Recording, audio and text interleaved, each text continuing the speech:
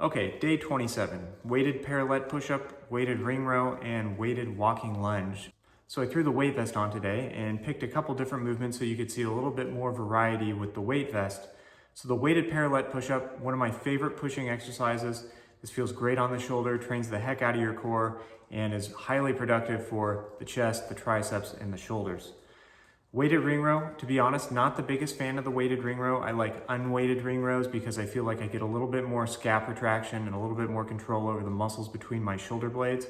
When I throw the weight vest on, it feels kind of like my lats take over. It doesn't feel as productive to me. It feels kind of like a less efficient pull-up, essentially. So if for the weight vest work, for pulling work, I like to do weighted pull-ups and weighted chin-ups, but I just wanted to show this variation so that you could be exposed to it. Weighted walking lunge, this is a legit hard exercise.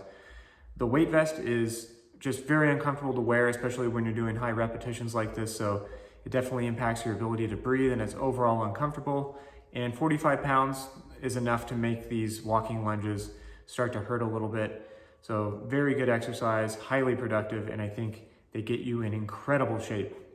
So today I want to talk about rings versus the bar. A lot of people have questions like, rings look so difficult, you know, like pull-ups on the rings are crazy.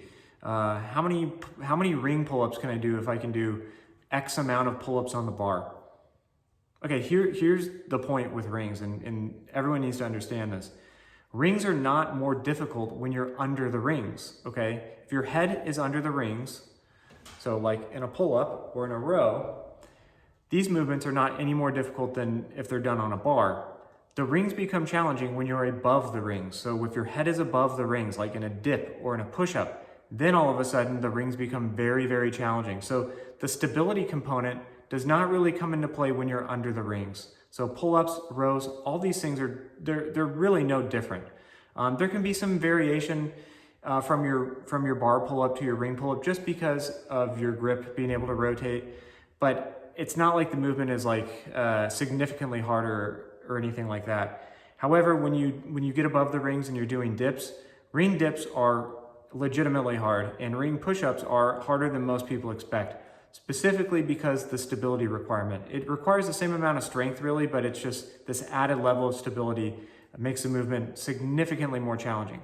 So I hope that clears it up. My preference is for the bar. I like just the stability of the bar, but rings are really versatile. You can do a lot more with the rings, like the rows and the push-ups and the dips and stuff like that. So I recommend getting both, and best case scenario is you have a dedicated pull-up bar that's high enough to hang some rings off of, then you get the best of both worlds. That's gonna wrap it up, and please like the video, hit subscribe. I really appreciate it. If you guys have any questions, let me know. Otherwise, I will see you tomorrow.